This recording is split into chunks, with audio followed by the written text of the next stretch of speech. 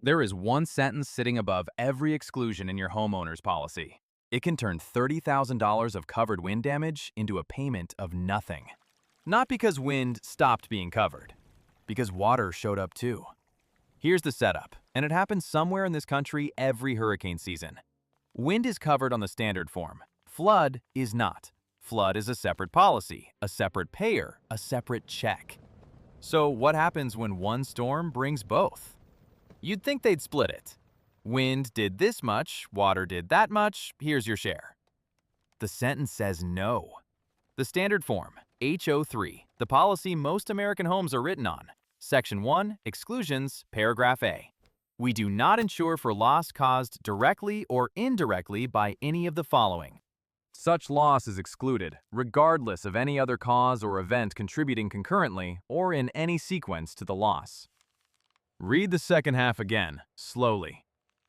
Regardless of any other cause or event contributing concurrently or in any sequence.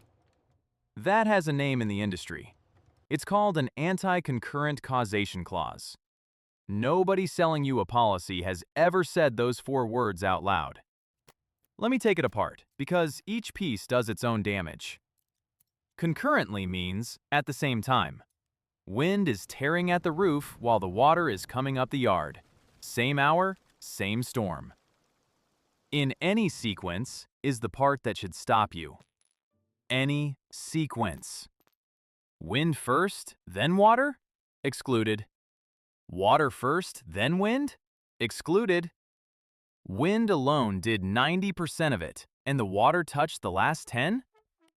The sentence doesn't deal in percentages. It says caused directly or indirectly, contributing in any sequence. One excluded peril anywhere in the chain, and the chain is what gets denied. Now, is this a scandal? Honestly, no. And that matters, because if you walk in angry at the wrong thing, you will fight the wrong fight. The clause isn't hidden and it isn't illegal. Courts have largely upheld it. After the Katrina litigation, most courts that looked at anti-concurrent causation language enforced it as written. Mississippi's Supreme Court is the notable exception. It read the clause the other way. So this is not somebody doing something to you.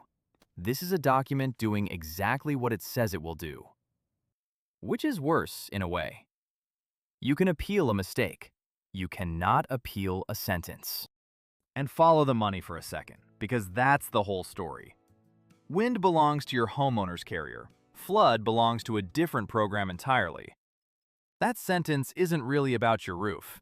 It's about which pocket the repair comes out of. And the pocket that wrote the sentence is the pocket the sentence protects. That's not a conspiracy. That's just who was holding the pen. Now, the part that never makes the news segment. New Jersey has introduced legislation to prohibit anti-concurrent causation clauses in homeowners' policies outright. Lawmakers know this clause exists. Some of them are trying to end it, which tells you two things. One, you are not imagining the problem. Two, the answer is being written state by state, so the ground under your feet is not the same as the ground under somebody else's.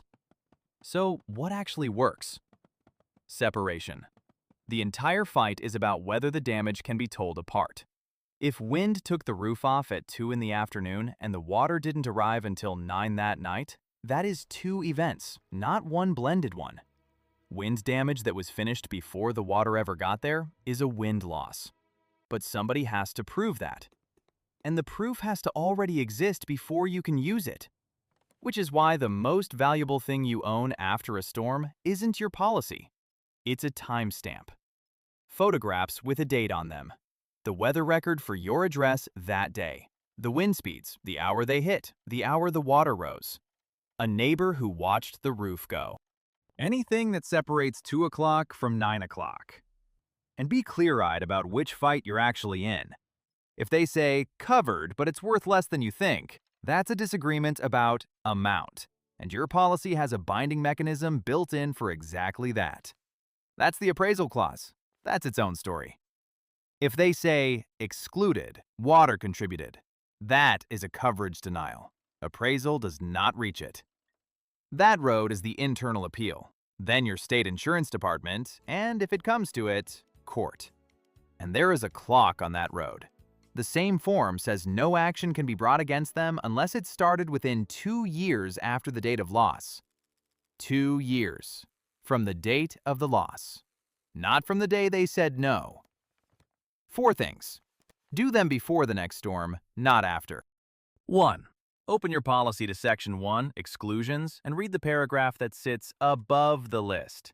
Not the list, the sentence above the list. Look for the words concurrently and in any sequence. And read your form. Carriers amend the standard form by endorsement, and a few states are moving on this clause. The paper on your table beats anything I can tell you. 2. Find out whether you hold flood coverage. Not, does my policy cover water damage? The real question is whether there is a separate flood policy with your name on it. If the answer is no, that sentence isn't a technicality. It's your exposure. 3. Build the timestamp habit now. Photograph the roof, the exterior, the mechanicals once a year with the date showing. After a storm, photograph before you touch anything and write down the hour. 4. If you are denied under this clause, get it in writing and ask them to name the excluded peril and the sequence they're relying on. Make them put it on paper. A denial you can read is a denial you can answer. A phone call is nothing. Here's what stays with me about that sentence. It isn't fine print. It's ordinary English at the top of the page in a document that was mailed to your house. It's just that it was written to be read once by a lawyer, and it gets read once by you on the worst week of your life, hunting for a word nobody told you to hunt for. Wind is covered, water is not. And one sentence decides that when they arrive together, neither one is. It has been there the whole time. Now you know where it sits. Go read the paragraph above the list.